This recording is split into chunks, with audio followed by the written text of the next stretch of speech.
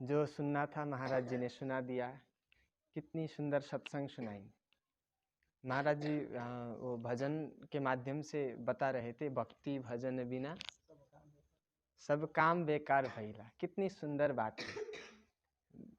अगर हमारे जीवन में भक्ति नहीं है तो हमारा जीवन कैसा हो जाएगा? स्वाद बिना स्वाद का हो जाएगा। जैसे आप घर में सब्जी बनाते हैं तो उसमें जीरा डालते हैं, मसाला डालते हैं, तेल डालते हैं, बहुत कुछ डालते। सब कुछ तो डाला लेकिन नमक डालना भूल गए तो सब्जी कैसा होगा? आप लोग खा पाएंगे? कोई कोई तो थाली ही फेंक देता है। तो नमक के बिना सब्जी जैसे बेस्वाद होता है, भक्ति के बिना मानव जीवन ही भी बेस्वाद होता है। तो छोटे छोटे कहा गया है, बिना भक्ति के जीवन आप खूब धन कमाओ। धन तो पापी के पास भी होगा कि नहीं होगा? कोई पापी के पास ही ज़्यादा होता है कि नहीं? क्योंकि थोड़ा 2 नंबरी करके ही धन ज़्यादा आता है। मेहनत में तो गुजारा ही चलता है, परिवार ही चलता है, लेकिन ज़्यादा पैसा कमाना हो तो ऊपर नीचे करते हैं लोग।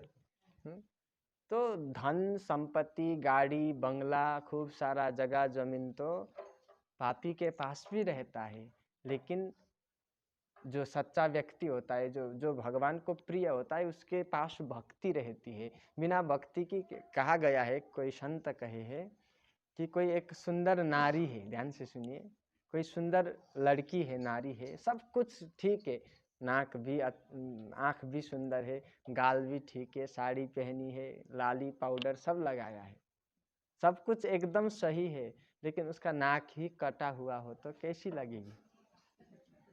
बोलो बच्चों। सब कुछ ठीक है, आँख भी सुंदर है, कान ठीक है, साड़ी पहना है, सोने चांदी का पूरा हार जेवर पहना है, लेकिन नाक ही नहीं है तो कैसी लग? कोई उससे शादी करेगा? हाँ, बिना भक्ति के जीवन जैसे नाक कटा हुआ लड़की का जीवन होता है, बिना भक्ति का जीवन भी ऐसे ही होता है। तो छोटे छोटे बच्चों को देखकर माता सबरी की कथा याद आई। किस किस ने सुना है सबरी का कथा? सुना है? हाँ, पीछे वाले हमारे भैया लोग ने सुना है। सबरी थी एक, बहुत लंबी कथा है, लेकिन हम छोटकरी में निवेदन करेंगे। ये सबरी कैसे नाम रहा? वह सबर जाति की थी। क्या जाति था? वो जंगलों में रहते थे, कोल भील जाति, भिलनी भी कहा जाता है, शिकार करते थे, लाते थे, वही खाकर गुजारा चलता था। वो सबर जाति, भिलनी जाति में पैदा हुई थी। और वो जब 12 साल की थी, कितनी साल की? देखिए, कोई होता है, हमारे नेपाली में एक कहावत है, हुने बिरुवा को चिल्लो पात। ऐसा ही आप लोगों के यहाँ भी कहावत होगा। कोई अच्छा व्यक्ति हो, उसका लक्षण बचपन में ही दिखाई देता है। कोई बच्चे होते कितना मधुर बोलते हैं, जो भी आप कुछ कहो तो तुरंत करते हैं। तो सबरी, ये बुढ़ापे में सबरी ने भक्ति नहीं की, ध्यान से सुनिए। बचपन से ही सबरी का मन भगवान में लगा रहता था। हम कहते हैं ना, भक्ति पूजा पाठ मंदिर जाने का काम ये सब बुढ़ापे में करेंगे, कहते हैं कि नहीं? जब सब काम खत्म हो जाएगा फिर राम जपेंगे, लेकिन ये काम कभी खत्म नहीं होती है, मरने के बाद भी चलती रहती है। काम कभी खत्म होने वाला, कामों के बीच ही समय निकालकर राम को भजना चाहिए, राम को खोजना चाहिए। बुढ़ापे तक जिंदा रहेंगे या नहीं कोई गारंटी है? 30 साल में हम खुश हो जाएंगे, ये भी हो सकता है। कोई 60, कोई 50, कोई 70, कोई 100 वर्ष तक जीवित रहता है। कोई निश्चित नहीं है कब आके काल हमको ले जाएगा। किसी के पास पेपर है, गारंटी पेपर, कि हम फलाने दिन मरेंगे, इतना बज के इतना मिनट में? नहीं है। इसीलिए बुढ़ापे के लिए ये सब मत रखिए। भक्ति करने की उम्र क्या है? प्रहलाद जी कहते हैं, कौमारा आचरित प्राज्ञो धर्मान भागवतानिह। संसार में भक्ति कब से करनी चाहिए? छोटी उम्र से ही भक्ति शुरू कर देनी चाहिए। ये जो सबरी थी बहुत छोटी थी, 12 साल की थी, सिर्फ पूजा पाठ में, भगवान की भक्ति में, इसमें ही मन लगा रहता था, संसार में मन नहीं लगता था। एक दिन क्या हुआ, पिताजी ने माताजी से कहा, देखो बेटी बड़ी हो गई, माता पिता की को चिंता रहती है कब बेटी को विदा करे, तब इसको भी विदा करना पड़ेगा। तो पिताजी चले गए वर ढूंढने, दुल्हा ढूंढने। तो माता आज श्रृंगार कर रही है सबरी का, जटा हुआ था, जट को खोलती है, तेल लगाती है, स्नान कराती है, सुंदर ढंग से श्रृंगार कर रही है। आज सबरी पूछती है, माँ इतनी अच्छी तरह से श्रृंगार तो कभी नहीं किया था, आज क्या है, आज क्यों श्रृंगार कर रही हो?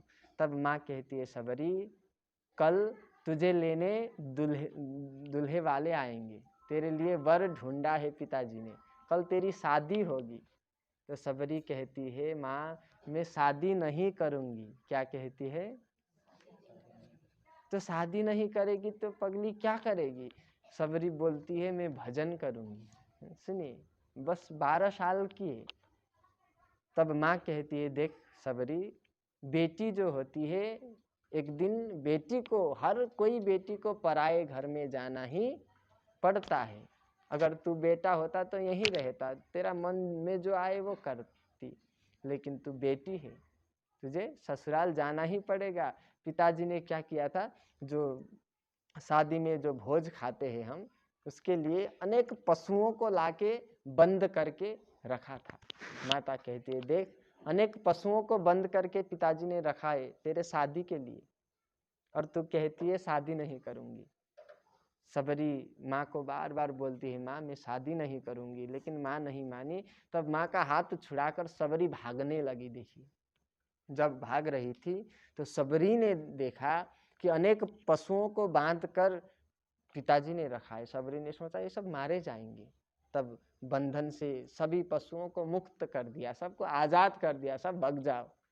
सब पशु भागते हुए मन ही मन सबरी को आशीर्वाद देते हैं, देख सबरी, तू हमें इस बंधन से मुक्त करा रही है। क्या? तू हमें इस बंधन से मुक्त करा रही है, हमारा आशीर्वाद है, तुझे एक दिन भगवान संसार के जो बंधन है इस बंधन से मुक्त करेंगे। बोलेंगे जय श्री राम। भाग गई सबरी, लेकिन बस 12 साल की थी, जंगल कहाँ जाए, पिताजी घर में छूट गए, माताजी छूट गई, परिवार सब छूट गए, वो बस अकेली थी जंगल में।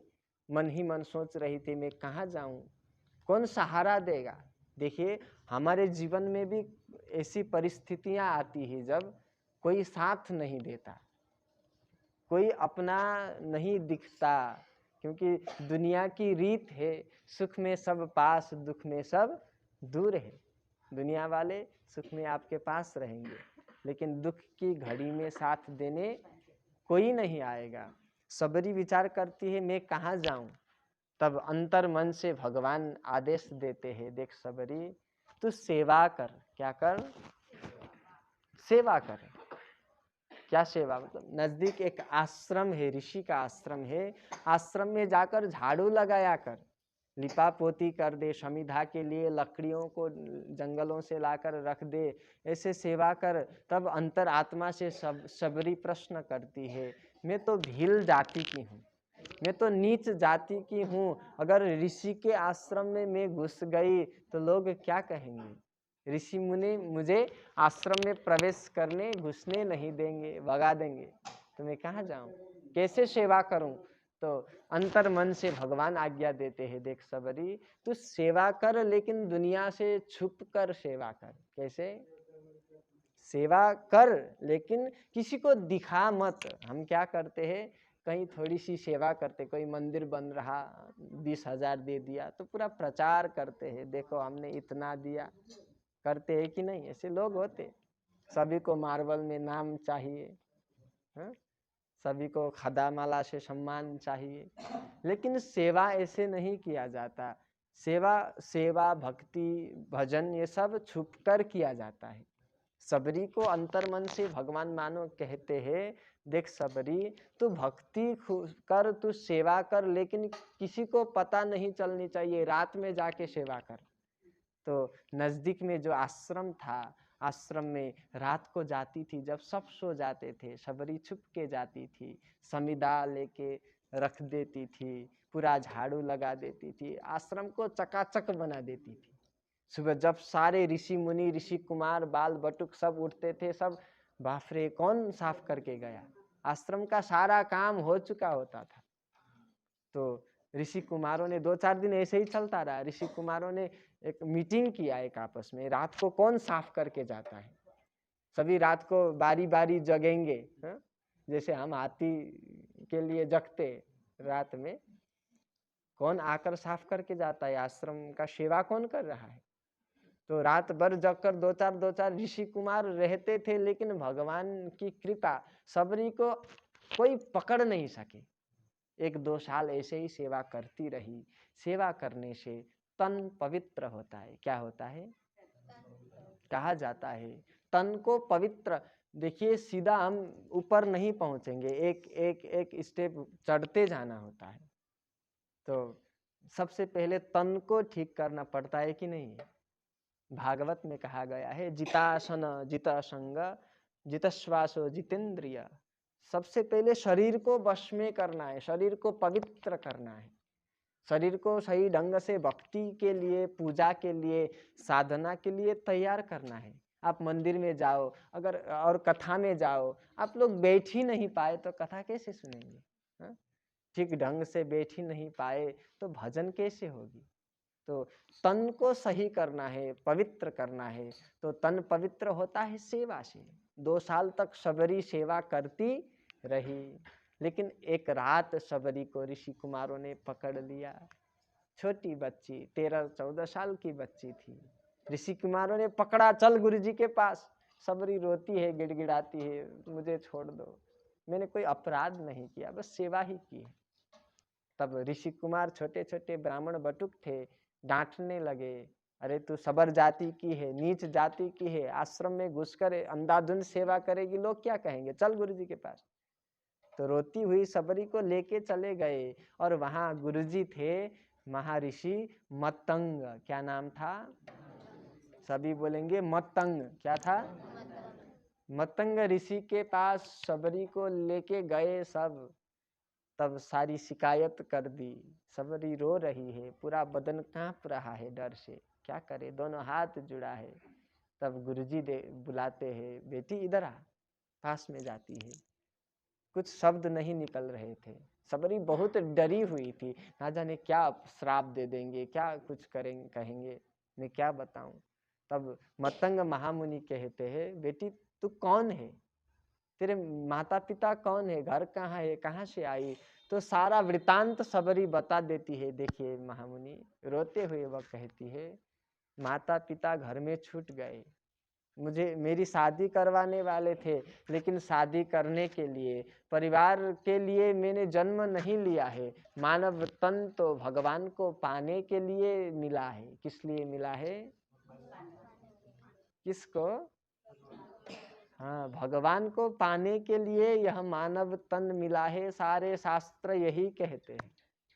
तो सबरी आज कहती है, हे गुरुदेव, मुझे भजन करना था, भक्ति करनी थी, लेकिन कहाँ जाए, बस अंतर मन से जो संदेश मिला मैं तो वही कर रही थी। हाथ जोड़कर रोती हुई सबरी कहती है, मुझे क्षमा कर दीजिए। तब मतंग महामुनि कहते हैं, देख बेटी, आज से तू मेरी बेटी। क्या?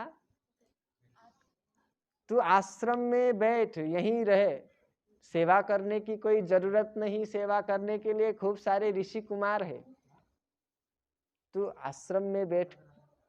तब कहती है सबरी, अरे मैं नीच जाति की हूँ, आप ब्राह्मण ऋषि हो, आपके आश्रम में मैं रहने लगी तो लोग क्या कहेंगे।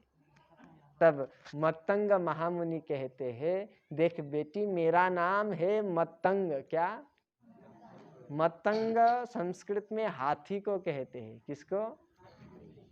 जब रोड में हाथी चलता है तब कितने कुत्ते भौंकते हैं कि नहीं?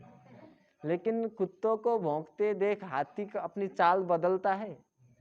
वो अपनी मस्ती में चलता है कि नहीं? तो मतंग कहते हैं मैं मतंग हूं, दुनिया की कोई परवाह नहीं है। कहते हैं सबसे बड़ा रोग क्या कहेंगे लोग? क्या सबसे बड़ा रोग क्या कहेंगे लोग? लेकिन बुरे कामों में इसको मत घुसाना। अच्छे कर्म आप करिए, दुनिया वाले भले निंदा करे, करने दीजिए। प्रहलाद की निंदा कितनी की थी हिरण्यकशिपु ने? भक्ति किया तो मार दूंगा, क्या क्या नहीं बोला, क्या क्या नहीं किया, क्या क्या नहीं सहा प्रहलाद ने। तो आप सत्कर्म कर, मंदिर जा रहे हैं, आप भक्ति कर रहे हैं, आप माला जप रहे हैं, आप तिलक धारण कर रहे हैं, दुनिया हंसते तो हंसने दीजिए, मन उसमें मत लगाइए। सदा यही मंत्र जपिए, सबसे बड़ा रोग क्या कहेंगे लोग। मतंग महामुनि कहते हैं तू लोगों की परवाह मत कर, तू यहाँ बैठ आश्रम में रहा। 2-4 दिन हुआ तो सबरी फिर जाती है गुरुजी के पास। गुरुजी सेवा से तन तो पवित्र हुआ, तन का तो सेवा से काम बन गया, लेकिन तन से बड़ा खिलाड़ी है मन। क्या? हाँ, ये बड़ा चंचल है। कभी बैठती हूँ तो मन भटकता है, माँ पिताजी परिवार वाले, मेरा क्या होगा, गुरुजी के बाद मैं कहाँ जाऊंगी। मन को आराम नहीं है। आप और हमारा मन भी ऐसा ही है कि नहीं है? अभी आप कथा में हो लेकिन मन घर में घूम रहा है, किचन में क्या बनाऊं कल, है कि नहीं? सबसे बड़ा भूत तो मन है।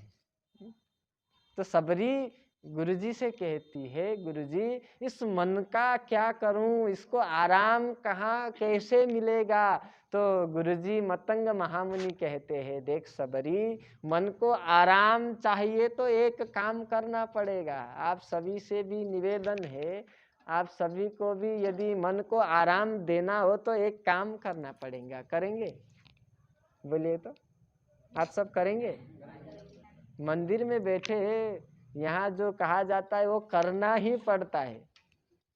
तो सबरी को गुरु मतंग कहते हैं आराम की तलब है तो एक काम कर। ध्यान से सुनिए, आराम की तलब है तो एक काम कर। क्या? आ राम की शरण में और राम राम कर। आ राम की शरण में और बोलिए जय श्री राम। राम भरोसे जाहे विधि, राखे राम ताहे विधि रहिए। राम भरोसे रहना चाहिए, प्रभु राम के शरण में रहना चाहिए। मैं कर रहा हूँ, मैं जा रहा, ये नहीं। सब कराने वाले प्रभु राम है। राम के दास बन के उनके शरण में रहना पड़ेगा और सदा मुख से क्या कहना पड़ेगा? राम राम। शबरी को आज गुरु मंत्र देते हैं, देख बेटी तू सदा राम राम राम राम, इस मन रूपी भूत को राम राम में उलझा रख, नहीं तो ये भटका देगा। एक कोई व्यक्ति था, उसने भूत को सिद्ध किया शमशान में जाके, तो भूत खतरनाक था। भूत आया और बोलता है काम बता, एक काम बता देता है, 2 मिनट में कर देता है, फिर काम बता। सारे काम खत्म हुए लेकिन भूत थकता ही नहीं। काम बता नहीं तो खा जाऊंगा। बेचारा गुरुजी के पास गया, गुरुजी ये भूत तो परेशानी कर रहा है, क्या करूं? तो गुरुजी कहते एक खूंटी गाड़ दे, एक बांस की खूंटी गाड़ दे, और जब भी काम बता बोलेगा तो बोल कि ऊपर चढ़, फिर काम बता बोला तो नीचे, फिर ऊपर, फिर नीचे। तो उसने वैसा ही किया और भूत को काम में लगा दिया। जब कोई काम पड़ता था भूत को बुलाता था काम कर, काम नहीं था तो भाई ऊपर फिर नीचे, ऊपर। ये मन भी वैसा ही भूत है, इधर गया उधर गया, उधर गया उधर गया, उधर गया, कितना भटकता है। खुद तो भटकता है, हम सभी को भी भटकाता है। तो इस मन रूपी भूत को क्या करे? एक खूंटी गाड़ दीजिए, राम की भक्ति रूपी खूंटी गाड़ दीजिए और उस मन रूपी भूत को ऊपर राम राम राम राम राम राम अभ्यास करते रहने से यह मन स्थिर हो जाएगा, भगवान में लग जाएगी मन। लेकिन अभ्यास करते रहना चाहिए। मन को वश में करने की बस 2 ही उपाय है। गीता में भगवान कहते हैं अभ्यासेन तु कौन्तेय वैराग्येन च गृह्यते। अभ्यास और वैराग्य। योग दर्शन भी यही कहता है, अभ्यास वैरागाभ्याम तन निरोधा।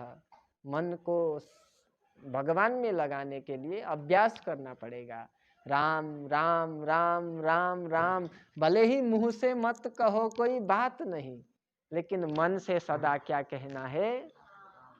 आप मुंह से तो कह रहे हो राम राम, लेकिन मन काम काम बोल रहा है तो सब खत्म हो जाएगा। क्योंकि भगवान तन को नहीं देखते, भगवान क्या देखते हैं, मन को देखते हैं। तो सबरी को गुरु मंत्र देते हैं राम राम राम। देखिए सबरी ने यही राम मंत्र से राम जी को प्राप्त किया। राम मंत्र की अद्भुत महिमा है। हनुमान जी सदा क्या कहते हैं, राम राम राम राम कहते हैं। तो राम कहने से हनुमान जी को क्या मिला, अरे क्या नहीं मिला, अतुलित बलधामम, उनके जितना बलवान कोई है, ज्ञानी नाम अग्रगण्यम, उनके जितना ज्ञानी कोई है। हनुमान जी ज्ञानियों में भी सबसे पहला नाम उनका आता है। बलवानों पहलवानों बॉडी बिल्डर भी उनको प्रणाम करते हैं, सबसे पहले बॉडी बिल्डर वही हुए थे। हर चीज है, अष्ट सिद्धि नव निधि के दाता हनुमान जी। तो इतना परफेक्ट हनुमान जी कैसे बने, एक फॉर्मूला है। क्या खाते होंगे गोलकर जो इतना बॉडी बनाया, तो क्या पढ़ते होंगे, कौन से गुरुकुल जाके पढ़े होंगे जो इतने ज्ञानी है। तो वो खाते कुछ नहीं स्पेशल, बस राम राम राम राम राम यही जपते रहते हैं। ये राम नाम की ही चमत्कार है। एक रत्नाकर डाकू थे, सुनिए, बहुत बड़ा डाकू था, गब्बर सिंह से भी बड़ा।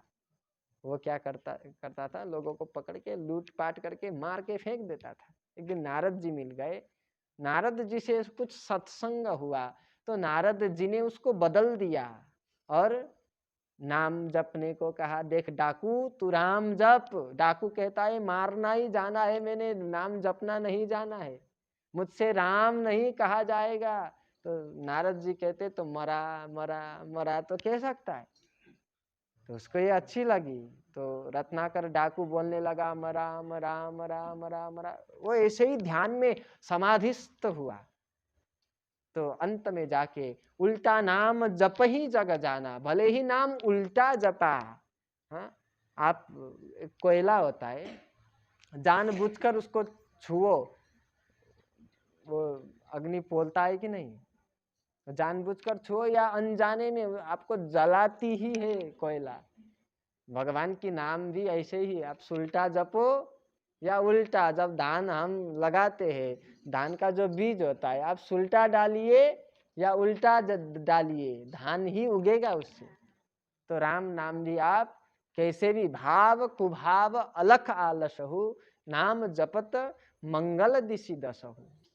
तो डाकू क्या करने लगा, मरा मरा मरा मरा मरा बोलते बोलते राम नाम की कृपा से वही डाकू आगे जाके महामुनि वाल्मीकि हुए। कौन हुए, सब बोलेंगे जोर से, वाल्मीकि हुए। उन्होंने ही सबसे पहले वाल्मीकि रामायण की रचना की थी।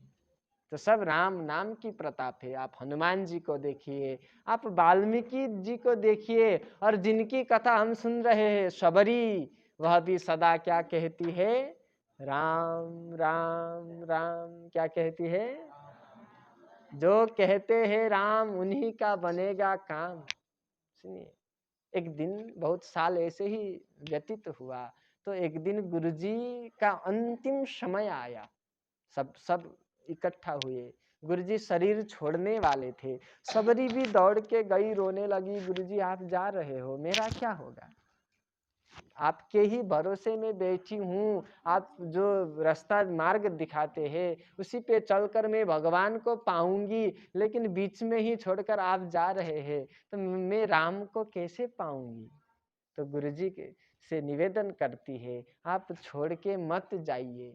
तो गुरुजी कहते हैं, देख बेटी, इसे मर्त्यलोक कहा जाता है। क्या कहता जाता है, अथवा मृत्यु लोक भी कहा जाता है। यहाँ जो एक बार जन्म होता है जिसका, उसको एक न एक दिन जाना होता है। सुख पाता रहा जो सदा जग में, उसे आखिर में दुख पाना पड़ा। पछताया नहीं जो कभी भी कहीं, उसे अंत समय पछताना पड़ा। कोई फूल न बाग में ऐसा खिला, खिलके न जिसे मुरझाना पड़ा। विधि का यह अटल विधान रहा, जिसे आना पड़ा उसे जाना पड़ा।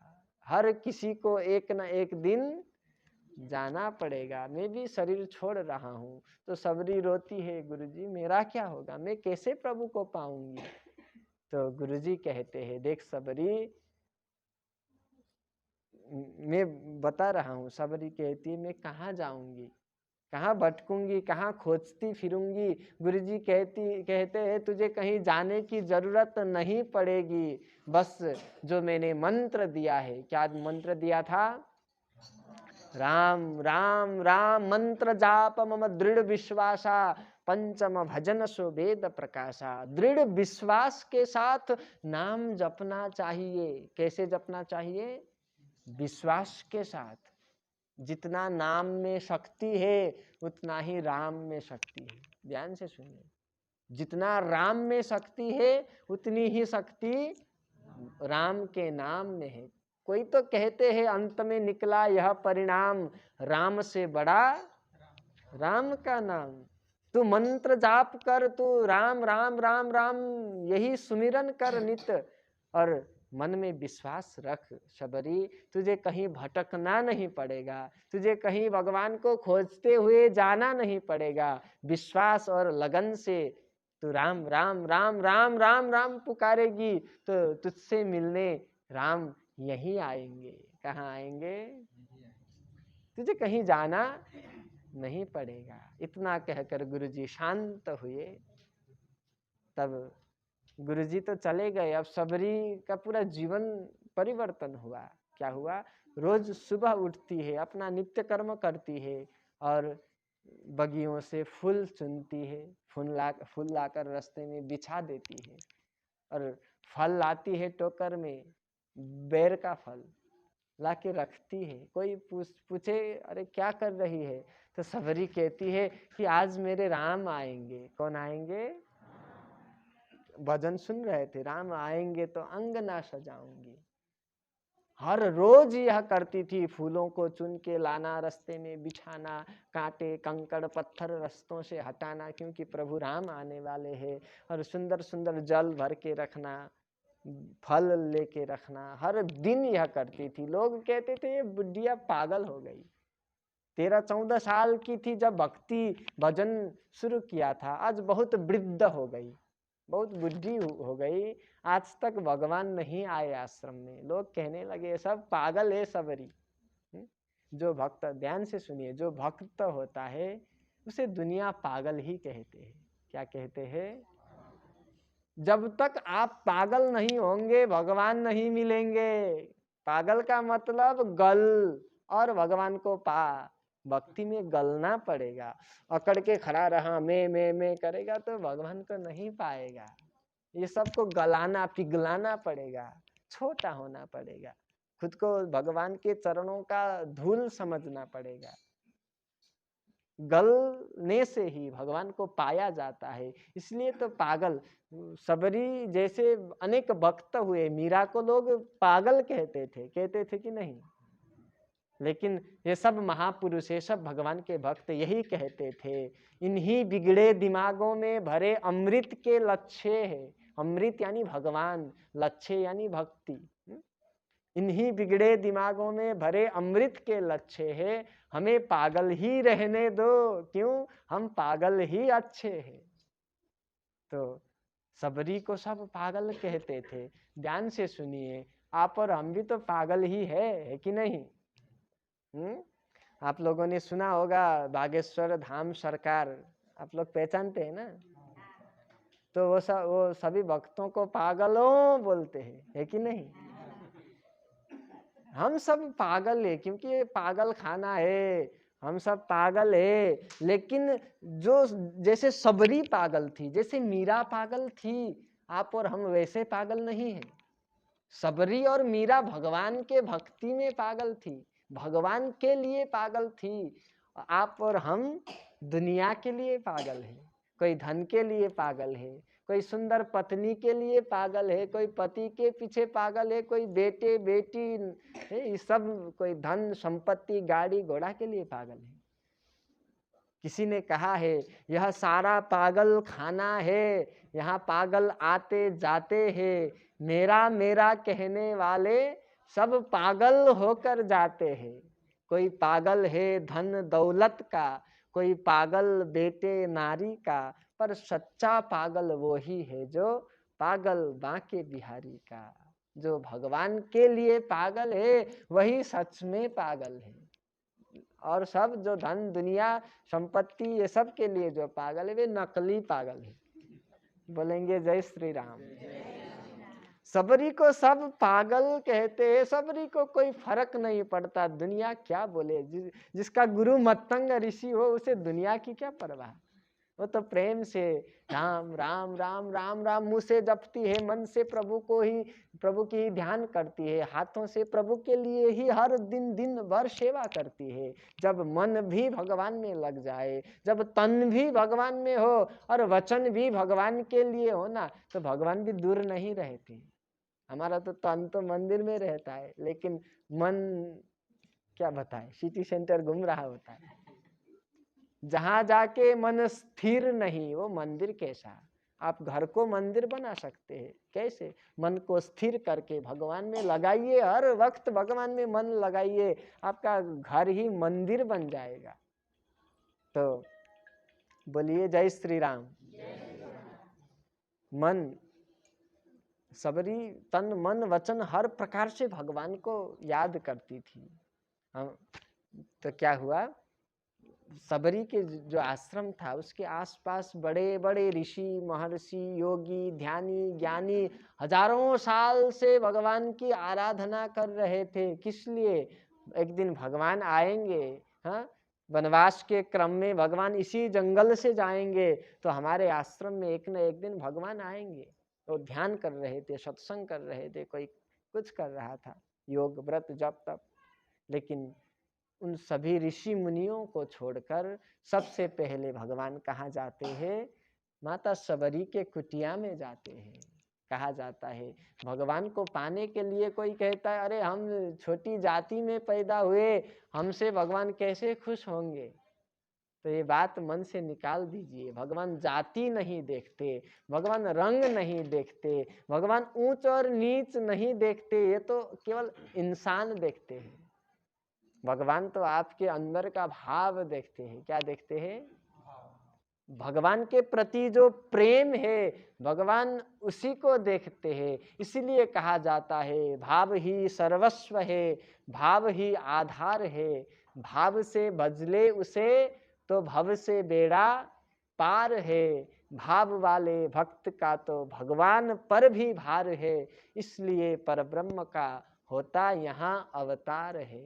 हमारे महाराज अवतार क्यों भगवान लेते हैं, इसमें सुंदर प्रसंग बता रहे थे। जब जब होए धर्म में हानि, बाढ़ही असुर अधम अभिमानी। तो असुरों का विनाश करने के लिए भगवान का अवतार तो हुआ है, लेकिन उससे भी बड़ा भक्तों को परम आनंद देने के लिए, भक्तों के लिए, आप और हम सभी के लिए भगवान ने अवतार धारण किया। क्यों? आप लोगों को लग रहा होगा हम तो उस वक्त नहीं थे, तो हम हमारे लिए कैसे अवतार लिया। तो भगवान ने जब अवतार लिया तब सुंदर सुंदर लीलाएं की, उनको वाल्मीकि जी ने पोथी में लिखा। आज घर घर रामायण की कथा सुनाया जाता है। और जो रसिक भक्त होते हैं, जो सच्चा भक्त होते हैं, तो भगवान की जब कथा सुनने को मिलती है बहुत आनंद उसे आता है। जो पापी होते हैं उसे आनंद नहीं आता। कथा में बैठो तो इधर दुखता है उधर दुखता है, नींद आने लगता है, हा? लेकिन जो भगवान के चुने हुए हैं, जो भगवान के प्यारे हैं, उनको कथा में बहुत आनंद आती है। तो भगवान ने अवतार नहीं लिया होता तो ये कथा हमें सुनने को मिलती। तो यह चरित जे गावही हरिपद पावही तेन पड़े भवकूपा। भगवान क्यों अवतार लेते हैं? क्योंकि सुंदर सुंदर लीला करके, ताकि उन लीलाओं का कोई गान करे, कोई बखान करे, अनेक भक्त बैठकर सुने, सुनने से क्या होगा, गान करने से क्या होगा, भवसागर से सबका बेड़ा पार हो जाएगा। तो आप और हम सभी के लिए भगवान ने अवतार लिया है। तो आज भगवान सबरी माता के कुटिया में पधार रहे हैं। आज सबरी को कुछ अलग आभास हो रहा है, मानो सारी प्रकृति उसे चिल्ला चिल्ला के कह रही है, सबरी तेरी प्रतीक्षा सफल होने वाली है। क्यों? आज तेरे घर राम आने वाले हैं। कौन? शबरी के जीवन से एक ज्ञान मिलता है। आप और हम मंदिर जाते हैं, एक दिन जाते हैं शिव मंदिर, हे भोले बाबा ये लॉटरी लिया है, सक्सेस हो जाए, फंस जाए, हे भगवान बेटे को सरकारी नौकरी दे दीजिए। 2-4 सप्ताह सोमवार सोमवार जल लेके शिव मंदिर जाते हैं, शिव जी से काम नहीं बना तो शिव जी को हटा दिया, बाप बुढ़े हो गए, बेटे गणेश जी आप जवान हो, आप काम कर दो, लड्डू लेके पहुंच जाएंगे मंगलवार को। फिर गणेश जी से भी काम नहीं बना तो मन ही मन बोलेंगे खा खा के मोटू हो गए, कुछ काम करते नहीं। तो हे भगवान श्री राम, 2 सप्ताह बाद राम मंदिर जाएंगे, वहां भी काम नहीं बनता, 2 सप्ताह बाद कृष्ण मंदिर जाएंगे। हम एक में अड़कर नहीं रह सकते। इतना 2 सप्ताह में भगवान प्रसन्न होते हैं। सबरी 12 साल की थी तब से भक्ति कर रही है। रामायण कहता है अनेकों वर्ष साधना किया, भजन किया, अनेक वर्षों की प्रतीक्षा के बाद भगवान आए। 2 दिन में थोड़ी भगवान मिलेंगे। 2 अगरबत्ती घुमा लिया, श्री राम जय जय राम बोल दिया, भगवान खुद प्रकट हो जाएंगे? नहीं। तो सबरी की तरह प्रतीक्षा करनी पड़ेगी। हम क्या करते हैं, 2-4 दिनों में भगवान तो चेंज करते ही करते, किसी में एक निष्ठ होकर, पूर्ण शरणागत होकर किसी का नहीं बन पाते। तो कहा जाता, एक कहावत है ना, तब कैसा बनते हैं, धोबी का कुत्ता न घर का। हमारा हालत भी वैसा ही होता है। देखिए ध्यान से सुनिए, एक के बन के रहना पड़ेगा। आज हम महाराज जी भी इस विषय में बहुत काम करते हैं। जैसे धर्म परिवर्तन हो रहा है, हमारा जो सनातन धर्म है ये थोड़ा कठिन है। ध्यान से सुनिए, सनातन धर्म थोड़ा कठिन है। इसमें गलत कर्मों से दूर रहना पड़ता है, गंदे विचारों से दूर रहना पड़ता है। सनातन धर्म बात बात पर आपको लाठी लगाती है, ये मत कर, वो मत कर, ये मत कर। जैसे हमको मैया हर रोज डांटती है कि नहीं, डांटने से काम नहीं बना तो 2-4 थप्पड़ लगा देती है माँ। 2-4 थप्पड़ माँ लगाती है, ये कहकर माँ बदलना मिलेगा, मैं माँ को बदल दूंगा, होता है ऐसा? हाँ, जैसे थप्पड़ मारने पर माँ नहीं बदला जाता, इसी तरह थोड़ी कठिनाइयाँ झेलने से, कठिनाइयाँ आई है, बहुत कठिन है सनातन धर्म, हिंदू धर्म नहीं, हम चले जाएंगे उधर। तो ऐसा नहीं करना चाहिए। क्यों? गीता कहता है स्वधर्मे निधनम श्रेयः परधर्मो भयावह। आप दूसरे के धर्म को जितना भली भांति आप जान लो, समझ लो, उसमें ढल जाओ, फिर भी जब आप दूसरे के धर्म में मरेंगे तब गति बहुत भयानक है, आगे बहुत दुख होने वाला है। स्वधर्मे निधनम श्रेय, अपने धर्म के लिए मरना कल्याणकारी है। तो हम विषय से भटक रहे हैं, समय बहुत कम है। तो हम जैसे सबरी ने अनेकों साल भक्ति की, लोगों ने क्या क्या नहीं कहा, अरे तो ये नाटक कर रही है, भगवान नहीं आएंगे, छोड़ दे, आ इधर। आप और हमको भी ऐसे ही प्रलोभन दिखाते हैं विधर्मी वाले लोग, लेकिन उन प्रलोभनों में फंसना नहीं चाहिए। आप तो सबरी की तरह लगे रहिए, मन को समझाइए, धीरे धीरे रे मना, धीरे सब कुछ होए, माली सींचे 100 घड़ा। कोई बैसाख में फूलने वाला फूल को आप माघ में फुलाना चाहे तो होगा? कोई फरवरी का फूल है, हम दिसंबर में पानी डाल डाल के दिसंबर में फुला देंगे, ऐसा होगा? जब ऋतु आएगा, सही समय आएगा, तभी फूल खिलेगा। माली सींचे 100 घड़ा, ऋतु आए फल होई। आपको हताश और उदास नहीं होना है। और अपने धर्म के लिए कैसे कैसे लोग थे जो धर्म के लिए प्राण तक दे देते थे। तो धर्म को मत बदलिए, अपने उपास्य देव को मत बदलिए। आज सबरी अनेकों वर्षों से प्रतीक्षा कर रही है और मानो आज भगवान जी साक्षात सूर्य और चंद्र एक साथ उदित हुए हो। ऐसे ही श्री राम जी और प्रभु लक्ष्मण जी आज सबरी की कुटिया में जा रहे हैं। सबरी देखती है, दोनों कुमार आ रहे हैं, जिनको देखकर मन अंतर आत्मा सबरी को कहता है, देख सबरी, जिसके लिए तू इतनी वर्षों से प्रतीक्षा कर रही है, तेरे प्रतीक्षा के फल प्रभु राम द्वार में आए हैं। सबरी क्या कहा जाए, आंखों से आंसू बह रहा है, सारा रोम रोम रोमांचित हुआ, हाथ जोड़ते हुए दौड़कर चली गई और प्रभु को स्वागत करके लाई, रखती है, अंदर ले जाके जल पिलाती है। सबरी कहती है, प्रभु भूख लगा होगा, कब से नहीं खाया होगा, वनवास में इतनी दुख है, पीड़ा है, आप कुछ खाइए, क्या खिलाऊं? तो बदरी फल कहा जाता है, बेर का फल उठाती है। लक्ष्मण पास में बैठे हैं, भगवान जी इधर है, सबरी एक फल उठाती है, भगवान को देने ही वाली थी, मन कहता है अरे सबरी ये खट्टा हुआ तो प्रभु को कैसा लगेगा, हम तो कैसे भी हो चढ़ा देते हैं, भगवान सब खा लेंगे, हम ऐसा करते हैं कि नहीं?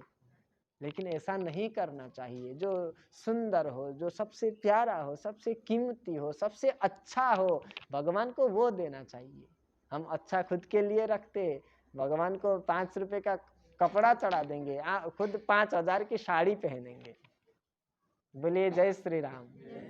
सबरी एक फल खिलाने वाली थी, याद आया खट्टा होगा, क्या करूं, खुद चखती हूं, जो मीठा फल है प्रभु राम को दे दूंगी, जो खट्टा है वो रखूंगी। एक खाती है, खट्टा था रख दिया, दूसरा खाती है वो भी अच्छा नहीं था, पका हुआ नहीं था, वो भी रखती है।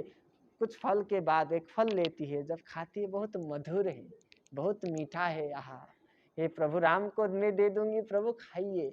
लक्ष्मण जी देखते एक भिलनी है, एक सबर जाति की कोई वृद्ध महिला है जो प्रभु को जूठा खिला रही है। अरे जिन प्रभु के लिए अनेक पवित्र भावना वाले विद्वान लोग पवित्र होकर, साफ सुथरे होकर, शुद्ध ढंग से जब भोजन बनाकर उसमें तुलसी मिलाकर जब वेद मंत्रों का उच्चारण करके भोग लगाते हैं, तब भी भगवान पाने नहीं आते, तो आज एक भिलनी जूठा खिला रही है, भगवान क्या करेंगे? लक्ष्मण देख रहे हैं, लेकिन भगवान ये नहीं देखते कि मंत्र सही है कि नहीं, यह नहीं देखते साधना कितना किया है। भगवान तो बस देखते हैं कि मन में प्रेम है कि नहीं। जाति नहीं देखते, जाति पाति पूछे नहीं कोई, हरि को भजे सो हरि को होई। भगवान ये सब नहीं देखते। तो आज वही भगवान जो अनेकों वेद मंत्रों से भोग लगाने पर भोग ग्रहण नहीं करते, आज सबरी की कुटिया में जूठा बेर खा रही है। बोलिए जय श्री राम। प्रेम से जूठा बेर खाते हैं। आहा माता हे सबरी जी, जो स्वाद कौशल्या जी के खिलाने से मिलती है, वही स्वाद आज तुम्हारी बेरों से, फलों से मिल रहा है। आज सारा जगत धन्य हुआ, आज सबरी की तपस्या सफल हुई, गदगद होती है। भगवान खूब सारा बेर खाते हैं, लक्ष्मण जी को भी जूठा बेर खिलाती है, वो नहीं खाते, कथा लंबी है। और भगवान कहते हैं सबरी अब मैं तुझे क्या दूं? सबरी कहती है प्रभु कुछ मत दीजिए, थोड़ा बहुत गुरुजी ने ज्ञान दिया है कि राम राम जपना है और विश्वास रखना है, और आप बस मुझे भक्ति की ज्ञान दीजिए। तब भगवान नवधा भक्ति की उपदेश देते हैं, भक्त को भगवान भक्ति की उपदेश दे रहे हैं। प्रथम भगति संतन करी संगा, पहली भक्ति क्या है? संतों का संग करना है। क्या करना है? अब ये पूरा हम लंबा चौड़ा विस्तार से नहीं बोलेंगे, क्योंकि नवदा भक्ति में 3-4 दिन का वैसा ही कथा हो जाएगा। दिन में 4 घंटा 4 दिन 5 दिन में भी नवदा भक्ति पूरी नहीं होगी, क्योंकि स्वयं भगवान ने जो ज्ञान दिया है वो कितना गंभीर होगा। तो 1 नंबर का भक्ति है संतों का संग करना। क्यों? क्योंकि संतों का संग करेंगे तभी भक्ति का रंग लगेगा। और दूसरी रति मम कथा प्रसंगा, दूसरा क्या करना है भक्त को? भगवान की कथा खूब सुनना है। क्या सुनना है? सदा सेव्या श्रीमद् भागवती कथा। शास्त्र कहता है हर दिन कथा सुनना है, हर दिन नाम जपना है। कोई भी दिन ऐसा ना जाए जिस दिन आपने राम को भुला दिया, कथा सुनने को नहीं मिली, जिह्वा ने राम राम नहीं कहा, तो सबसे दुर्दिन वही दिन है जिस दिन हम नाम नहीं जपते। सबसे खराब दिन, सबसे बेकार दिन कौन सा है? पूरा पानी आ रहा है, कहीं जा नहीं पाते, अथवा बहुत धूप है, कहीं निकल नहीं पाते, कैसा खराब दिन बोलते हैं कि नहीं? लेकिन वो दिन खराब नहीं है। सबसे खराब दिन किस दिन है? किस दिन को सबसे खराब दिन कहा गया है? जिस दिन आप भगवान को भूल जाते हैं, कथा सुनने को नहीं मिलती, मुख से राम नहीं निकलता। सबसे खराब दिन माता वही है। ऐसी दिन आप और हमारे जीवन में कभी ना आए। तो दूसरी रति प्रभु कथा प्रसंगा, गुरु पद पंकज सेवा। हम सभी नवदा भक्ति को नहीं बोलेंगे, समय ज़्यादा हो जाएगा। वैसे भी हमने लेट कर दिया, ज़्यादा बोल दिया, इसलिए क्षमा चाहता हूँ। बस कहना बस यही है, राम नवमी आ रही है, पहले से ही आप सभी को शुभकामना। अभी तो भारत में रामलला की प्राण प्रतिष्ठा हुई है, यहाँ भी होने वाली है। खूब यही राम मंदिर, यही अयोध्या बनेगा। अयोध्या का अर्थ क्या है? हम आप किस किस को जाने का मन है? अयोध्या सभी को है ना मन? अयोध्या हर कोई जाना चाहते हैं कि नहीं? लेकिन हर कोई जा नहीं पाते। किसी के पास पैसा नहीं है, किसी के पास कोई व्यवस्था ढंग से नहीं है। लेकिन अयोध्या हम जा नहीं पाते, दुखी मत होइए। अपने गांव को ही अयोध्या बनाना चाहिए।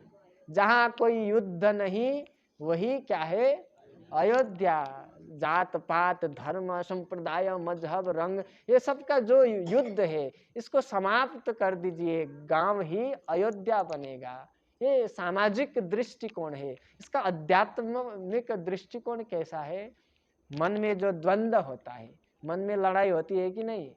हाँ, जितना बाहर होता है उससे ज्यादा अंदर होता है। दिल बाहर तो हम खुश रहते, हंस रहे हैं, बैठे हैं शांत, लेकिन अंदर बवाल मच रहा है। मन कहता है मंदिर जा, फिर मन कहता है अरे मत जा मंदिर, सो जा घर में खा के। तो जो मन में जो द्वंद्व चल रहा है, जो युद्ध चल रहा है, दैवी और आसुरी जो दो प्रकार की संपत्तियां है, गुरुजी बोल रहे थे असुर कौन और देवता कौन? आप ही असुर हो, आप ही देवता हो। सत्ययुग में क्या होता था? असुर अलग अलग डायमेंशन में, लोक में रहते थे। सत्ययुग में भगवान कहीं रहते थे, असुरों का अलग लोक था। फिर त्रेता युग आया, असुर भी उसी लोक में रहने लगे, बस देश अलग अलग था। त्रेता में प्रभु राम अवध में रहते थे, रावण श्रीलंका में रहता था। फिर द्वापर आया, देव और असुर एक ही परिवार में आए। कैसे? कौरव में देखिए, पांडव और कौरव एक ही परिवार में, देव भी एक ही परिवार में, असुर भी। लेकिन जब कलयुग आया, परिवार में नहीं रहा वो, एक ही आदमी के भीतर देव भी है और असुर भी है। दैवी और आसुरी दो वृत्तियां हैं मन की। महाराज जी बता रहे, 3 पन्ना दिया था, बीच का पन्ना खुद को बनाना है, खुद को भरना है। दैवी संपत्ति से भरेंगे या आसुरी संपत्ति से? आप असुरों के जैसा व्यवहार करेंगे तो आप खुद असुर है, सिंह वाले नहीं है कोई। भगवान जो ज्यादा असुर जैसा कर्म करता है, जो छीन के खाता है वो असुर, जो बांट के खाता है वो देवता। जो इधर से लाए उधर से लाए, बस इधर इधर इधर, कोई कभी देता नहीं। ऐसे लोगों को भगवान बोनस देते हैं। क्या? दूसरे जन्म में सिंह जोड़ देंगे, फिर पुच्छर लगा देंगे, पूंछ और सिंह बोनस में दे देंगे। तो देव भी आपके अंदर है, असुर भी आपके अंदर है, काम क्रोध लोभ मोह मद मात्सर्य ये विकार भी आपके अंदर है। और भगवान भी आप ही के अंदर है। मन में जो द्वंद्व है, मन में जो काम क्रोध लोभ मोह मद मात्सर्य ये जो युद्ध कर रहे हैं, इसको शांत करना ही मन को अयोध्या बनाना है। क्या बनाना है? मन को अयोध्या बनाइए। कैसे? मन के सारे दुर्विचार को फेंक दीजिए। हम पड़ोसी को मन ही मन गाली देते हैं, मंदिर जाते हैं, भगवान उसने तो कार खरीद लिया, उसका एक्सीडेंट हो जाए, बोलते हैं। ऐसी विचार, ऐसी भावना को फेंक दीजिए। भगवान बिल्कुल पसंद नहीं करते। निर्मल मन जन सो मोहि पावा, मोहे कपट छल छिद्र न भावा। जिसका मन निर्मल है, जिसका मन पवित्र है, मानो उसका ही मन अयोध्या है। उसी के मन में अवध बिहारी प्रभु श्री राम आएंगे। नहीं तो दूर से देखते हैं, किसके मन में जाऊं? आपके मन में, मेरे मन में, सबके मन में भगवान देखते हैं। लेकिन जब देखते हैं कि मन में तो काम है, क्रोध है, डाह, ईर्ष्या, छल कपट ये सब भरे पड़े हैं, तो भगवान कहते हैं हाउसफुल, नहीं जाना, नो एंट्री। तब दूर ही रहते हैं। लेकिन जब भक्त अनेक साधनाओं से, भगवान के भजन से, राम राम राम राम ये झाड़ू है, मन को पवित्र करती है। जैसे सबरी हर रोज राम राम कहती थी, उसका मन पवित्र हुआ, तभी तो भगवान आए। छोटी थी तब नहीं आए, खूब साधना की, खूब भजन किया, तब प्रभु राम आए। तब आप सभी से निवेदन है, हर रोज खूब भजन करिए, खूब कथा सुनिए, और जो मन में दुर्विकार है, दुर्भावना है, जितने भी मन का मैला है, सभी को फेंक दीजिए। संत रविदास कहते हैं, मन चंगा तो कठौती में गंगा। क्या कहते हैं? हाँ, इसीलिए मन को पवित्र करिए। मन पवित्र कैसे होगा? भजन से। क्या करने से? खूब भजन, राम राम राम राम खूब जपिए, सबरी की तरह। एक न एक दिन आपको भी दर्शन देने भगवान जरूर आएंगे। विश्वास रखना पड़ेगा। हम विश्वास नहीं रखते, विश्वास रखना पड़ेगा। आप खूब याद करिए प्रभु को, एक दिन प्रभु आपको याद करेंगे, याद आएगी उनको कभी ना कभी। अरे राम दर्शन तो देंगे कभी ना कभी। मन में हरदम यह विश्वास जगाते चलो, कृष्ण गोविंद गोपाल गाते चलो। इसी भाव के साथ सभी को प्रणाम।